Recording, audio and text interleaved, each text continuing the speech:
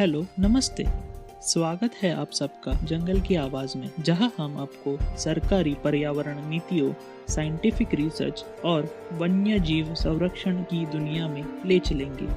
मैं आशीष ठोके, आपका आज का होस्ट, और यह पॉडकास्ट नेचुरलिस्ट फाउंडेशन के द्वारा एक साप्ताहिक पहल है। तो आज हम जानेंगे कि क्या प्राकृतिक आपदाओं को महसूस करने के लिए जानवरों में छठी इंद्रिय यानी कि सिक्स्थ सेंस होता है। फिर आगे जानेंगे कि आखिर ऐसी कौन सी वजह है जो बाघों के आवासों को खतरे में डाल रही है। अंत में एक ऐसे इंस्ट्रूमेंट के बारे में बात करेंगे जो कि फील्ड रिसर्च में बड़े बदलाव ला रहा है। तो देर किस बात की, चलिए मेरे साथ इस जंगल की आवाज की ओर। क्या प्राकृतिक आपदा को महसूस करने के लिए जानवरों में छठी इंद्रियां होती है? मनुष्य जादुई उपस्थितियां या तक कि एक विशेष शक्ति पर विश्वास करने के लिए वातानुकूलित है, जिसके परिणाम स्वरूप इस दुनिया में कई अंधविश्वास मौजूद है। हम सभी ने यह कहावत सुनी होगी कि जानवरों में प्राकृतिक आपदाओं का पता लगाने के लिए छठी इंद्रिया यानी कि सिक्स्थ सेंस होता है। समाज में कुछ लोग इस बात को इसलिए मानते हैं क्योंकि उन्होंने यह बात किसी और से सुनी होगी, और कुछ लोग इसलिए मानते हैं क्योंकि उन्होंने वास्तव में इसका अनुभव किया हो। अब अगर हम आपको बताएं कि कम से कम यह किस्सा कुछ हद तक सही हो सकता है, तो सदियों से लोगों ने किसी भूकंपीय आपदा से पहले अपने पालतू जानवर के असामान्य व्यवहार के बारे में बात की है। लोगों ने अपने पालतू कुत्ते के व्यवहार में कुछ बदलाव महसूस किए, जैसे कि बेचैनी और लगातार भौंकना। यह तक कि दुधारू गायों में भी इसका असर महसूस किया गया था। दुधारू गायों ने प्राकृतिक आपदा से पहले दूध देना बंद कर दिया था।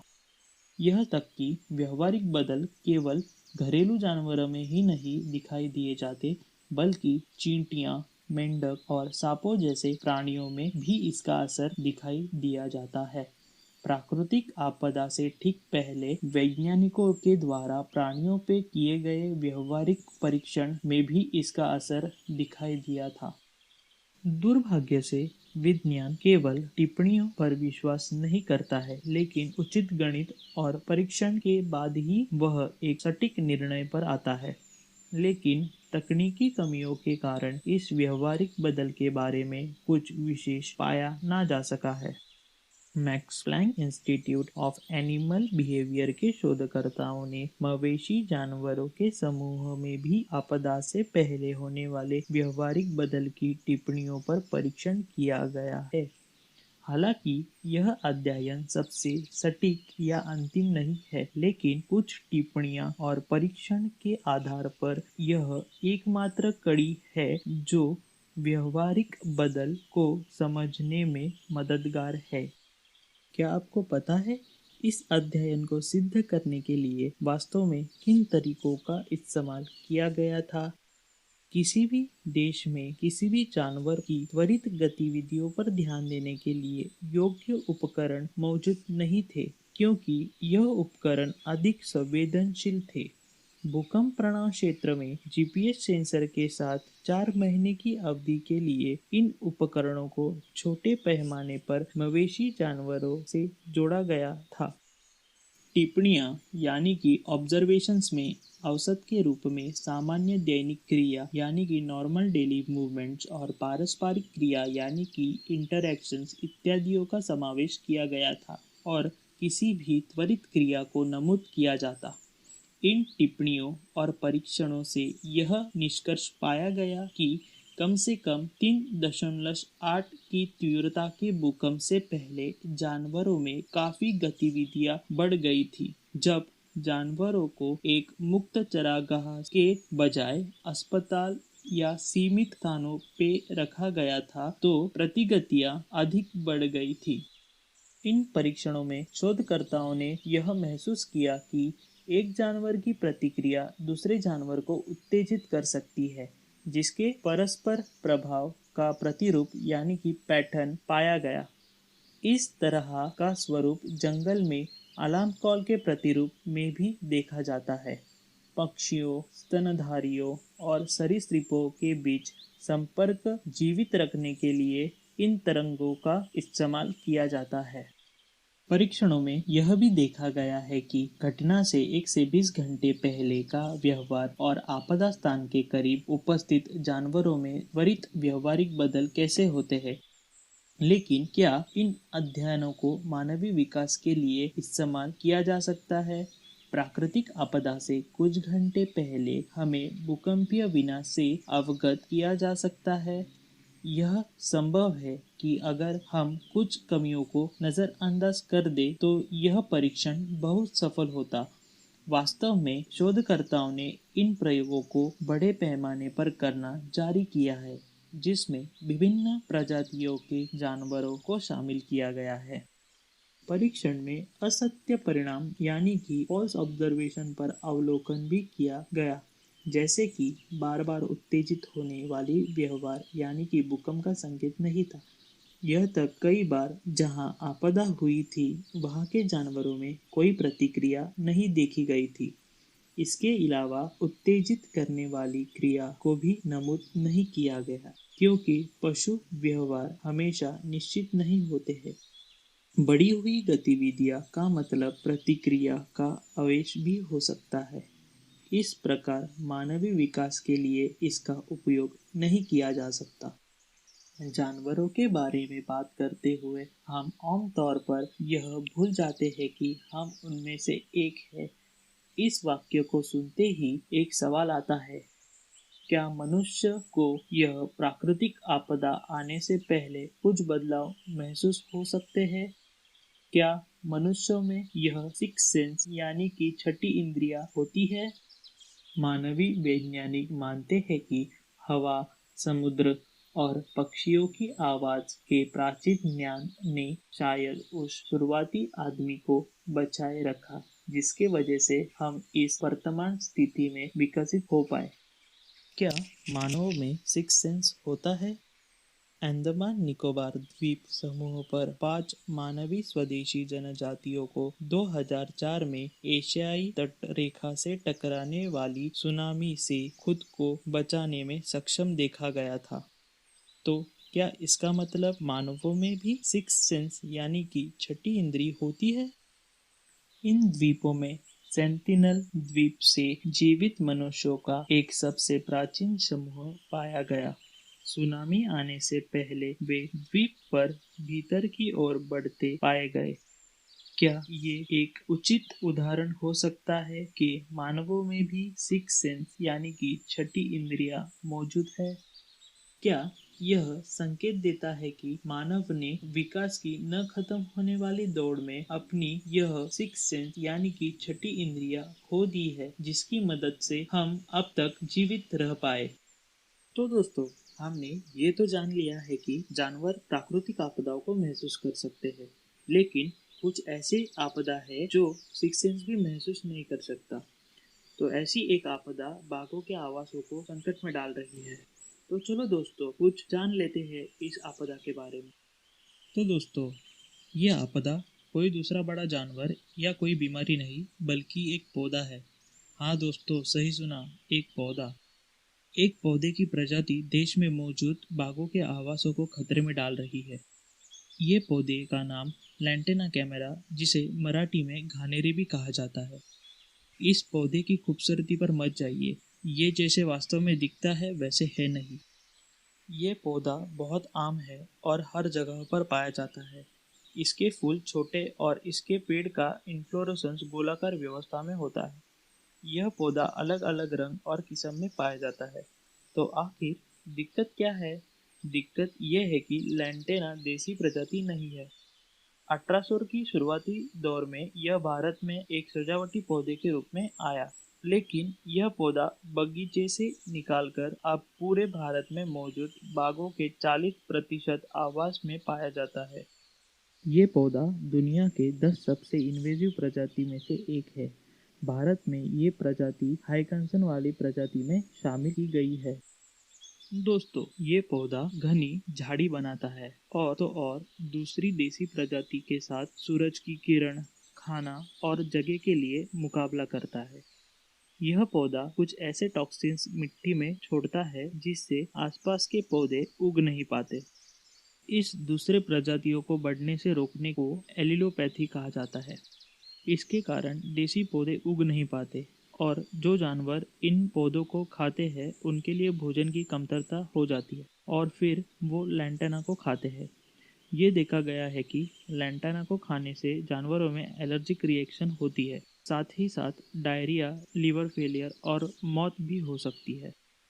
Global ecology and conservation journal में हाल ही के एक अध्ययन पब्लिश हुआ है जिसमें कहा गया है कि लैंटेना भारत में मौजूद बाघों के आवासों में 1,54,000 स्क्वायर किलोमीटर के जंगल को कवर करता है, जो कि 40% से भी ज़्यादा है। बंदीपुर टाइगर रिजर्व जैसे जंगल पूरी तरह से लैंटाना से भरे हुए हैं। राज्य वन विभाग और वाइल्डलाइफ बायोलॉजिस्ट ने एक बहुत बड़ा अध्ययन किया जो कि आज अलग अलग राज्यों के 18 टाइगर रिजर्व के जंगलों को 25 स्क्वायर किलोमीटर के यूनिट में बांटा गया। हर यूनिट में देसी और इन्वेजिव पौधों और मनुष्य गड़बड़ी के लिए जांचा गया। जिन इलाकों का अध्ययन किया गया उसमें से उत्तर के शिवालिक पहाड़ियों, दक्षिण के वेस्टर्न घाट्स और मध्य भारत के फ्रैगमेंटेड डेसिडियस जंगल सबसे बुरी तरह से लैंटेना से प्रभावित हुए थे। इस अध्ययन में एक और बात सामने आई, जो जंगल फ्रैगमेंटेड है या माइनिंग चल रही है या सड़कों के चौड़ीकरण जैसी मनुष्य गतिविधियां चल रही है, वहां पर लैंटेना आसानी से फल पाया। यानी कि जितना हैबिटेट को नुकसान उतना ही आसानी से लैंटेना जंगल में फल पाएगा। एक ही पौधे की प्रजाति ने इतनी बड़ी तबाही मचा रखी है, तो समय है कि हम समझे कि हर हरा कवर जो दिखता है वो फॉरेस्ट नहीं होता।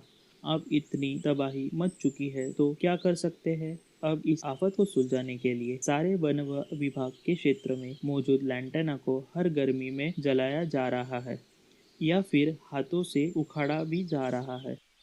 आसान है ना? जितना लगता है उतना नहीं। लैंटेना जैसे पौधे है जिसका अगर कोई जड़ या फल जमीन पर गिरा तो यह पौधा कुछ दिनों में वापस फलने लगता है। और तो और बुलबुल नामक पक्षी इसके बीज को फलने में मदद करते हैं। आग पर आधारित तकनीकों का सुझाव दिया जा चुका है जहाँ की आग की मदद से बचे कुचे बीजों को नष्ट किया जा सके, लेकिन इस सुझाव पर परीक्षण होना बाकी है। ये तो वन विभाग की बात हुई। आप और मेरे जैसे आम आदमी क्या कर सकते हैं? इसका जवाब आसान है। जब भी हम हमारे आसपास हो रहे लैंडस्केपिंग प्रोजेक्ट में या गार्डन में इन्वेजिव या एग्जॉटिक पौधों के बजाय देसी पौधों का इस्तेमाल करें ताकि गार्डन सुंदर भी लगे और हमारे आसपास मौजूद बायोडायवर्सिटी को हानि भी ना पहुंचे। लैंटेना के कुछ विकल्प हैं जैसे कि नेरियम, विटेक्स, लॉसोनिया और विंका। लैंटेना वाली मुसीबत को हमें जल्द से जल्द ख़त्म करना होगा। माना ये थोड़ा मुश्किल है पर नामुमकिन नहीं। हमारे एक छोटे कदम से हम हमारे भारत के वन्य जीवों को और उनके आवासों को बचा सकते हैं। तो दोस्तों, एक पौधा कितना बड़ा खतरा बन गया है पूरे भारत के वन्य जीव के लिए, ये हमने जान लिया। तो आइए आगे देखते हैं कि ऐसे कौन सा इंस्ट्रूमेंट है जो उच्च हिमालय में वन्य जीव और पशुधन यानी कि लाइवस्टॉक में होने वाली बीमारियों की पहचान करने में मदद कर रहा है। दुनिया की लगभग 1/3 जमीन पशुधन चरने के रूप में इस्तेमाल होती है। दुनिया भर के गरीब लोग आमतौर पर पशुधन चरते हैं और यह संख्या बढ़ती जा रही है। विश्व अन्न से संबंधित इकोनॉमी इन पशुधन के प्रोडक्ट्स पर निर्भर होती है। इस कारण लोग और पशु वन्य जीव के संपर्क में आते हैं और सिर्फ उनके आवासों को ही नहीं बल्कि वन्य जीवों में बीमारी फैलाने का कारण भी बन जाते हैं। इस वजह से कृषि से जुड़ी हुई लोग और वन्य जीव संरक्षण प्रभावित होता है। पिछले 3 वर्ष से मुनीप कन्यारी उच्च हिमालय में स्थित स्पीति के कई इलाकों में ऐसे अध्ययन कर रहे हैं जो कि बहुत ही कम वैज्ञानिक करते हैं। मुनीप कन्यारी उच्च हिमालय में होने वाली वन्य जीव और पशुधन के बीच बीमारी कैसे फैलती है, इस बारे में अध्ययन कर रहे हैं। यह अध्ययन उजागर करेगा कि कैसे एक बीमारी पशुधन से होकर वन्यजीव को प्रभावित करती है। इस अध्ययन से हमें पुख्ता सबूत मिलेंगे कि आखिर कैसे हम इस ट्रांसमिशन को रोक पाएंगे। तंदुरुस्त पशुधन यानी कि चरवाहों के लिए आजीविका की सुरक्षा होती है। तंदुरुस्त वन्यजीव यानी कि उच्च हिमालय के इकोसिस्टम के साथ ही साथ पूरे उच्च हिमालय की जलवायु को भी बनाए रखेगा, जो कि हमारे भारत में मौजूद कुछ प्रमुख नदियों के क्षेत्र है। पर आखिर ऐसे अध्ययन पहले क्यों नहीं हुए? इसका एक अच्छा कारण ये है कि हिमालय पर मौसम बहुत ही ठंडा होता है और कठोर भी। अक्सर ऐसे मौसम में वैज्ञानिकों को सैंपल इकट्ठा करने होते हैं। लाइन ट्रांजैक्ट नामक एक तकनीक का इस्तेमाल करना होता है जहां वे कई किलोमीटर चलते हैं। फिर इकट्ठा किए हुए सैंपलों को सही तरीके से स्टोर करना होता है, जिसके लिए कई खतरनाक केमिकल्स का इस्तेमाल किया जाता है, जिसके पहले कि वो लैब में टेस्टिंग के लिए भेजे जाए। फिर आखिर में इन सैंपलों को कहीं दूर स्थित लैब में कुछ विशेष उपकरण की मदद से टेस्ट किए जाते हैं। यह सब कुछ ऐसे कठोर मौसम में बहुत मुश्किल साबित होता है। सिर्फ यही नहीं, कुछ सैंपल तो ऐसे होते हैं जो कि जैसे जैसे समय बीतता जाए तो वो सैंपल खराब होने लगते हैं। इन अध्ययन वाली जगहों से कुछ सैंपल किसी और जगह पर जाने के लिए पहले परमिट लेना जरूरी होता है, जो कि आसानी से नहीं मिल पाता, और अगर मिल भी जाए तो बहुत देर हो जाती है। संक्षेपक में ऐसे अध्ययन तांत्रिक, आर्थिक और तकनीकी रूप से बोझ होते हैं। इन अध्ययनों में बीमारी के बारे में पढ़ना यानी कि पैथोजेंस के बारे में पढ़ना ज़रूरी होता है। जो किसी बीमारी का कारण होते हैं उन्हें माइक्रोस्कोप में देखना भी ज़रूरी होता है। मुनीब कन्यारी पेट में होने वाले कीड़ों के बारे में खोज करते हैं, इसलिए उन्हें एक प्रजाति पर नज़र रखनी होती है। फिर उस प्रजाति के एक सदस्य के सोच का इंतज़ार भी करना होता है। फिर उसे वहाँ से इकट्ठा करना होता है और आखिर में माइक्रोस्कोप में अलग अलग पेट के कीड़ों के अंडों की जांच भी करनी होती है। अगर मल ताज़ा न हो तो कीड़े अंडों से निकल जाते हैं, यह सूख जाते हैं, जिसकी वजह से हमें सही रिजल्ट्स नहीं मिल पाते। एक प्रजाति में कितने कीड़े हैं और कौन से प्रकार के हैं, यह सब हमें क्रॉस ट्रांसमिशन के बारे में जानकारी देते हैं। तो दोस्तों, अब आप ये सोच रहे होंगे कि इसमें आखिर वो इंस्ट्रूमेंट कहाँ है जिसके बारे में हम बात करने वाले थे। फिक्र मत कीजिए, ये इंस्ट्रूमेंट और कोई नहीं बल्कि एक माइक्रोस्कोप है। हाँ दोस्तों, सही सुना, एक माइक्रोस्कोप। माइक्रोस्कोप एक ऐसा उपकरण है जिसे हम लैब के बाहर नहीं ले जा सकते, पर मुनीब कन्यारी और उनकी टीम ने एक ऐसा माइक्रोस्कोप तैयार किया है जो कि विशिष्ट रूप से ऐसे इलाकों में काम करने के लिए बना है। इस माइक्रोस्कोप का नाम लो लाइट माइक्रोस्कोप है। जैसे ही जानवर सोच करता है और कहीं दूर चला जाता है, मुनीब कन्यारी और उनकी टीम फटाफट सोच के हुए जगह पर जाती है और उन्हें फील्ड लेबोरेटरी खोल देती है, जिसमें यह लो लाइट माइक्रोस्कोप भी शामिल है। इसे ऑन करते ही ये अपना खुद का एक वाईफाई हॉटस्पॉट बना लेता है, जो कि मोबाइल पर पहले से ही डाउनलोडेड लो लाइट ऐप से कनेक्टेड होता है।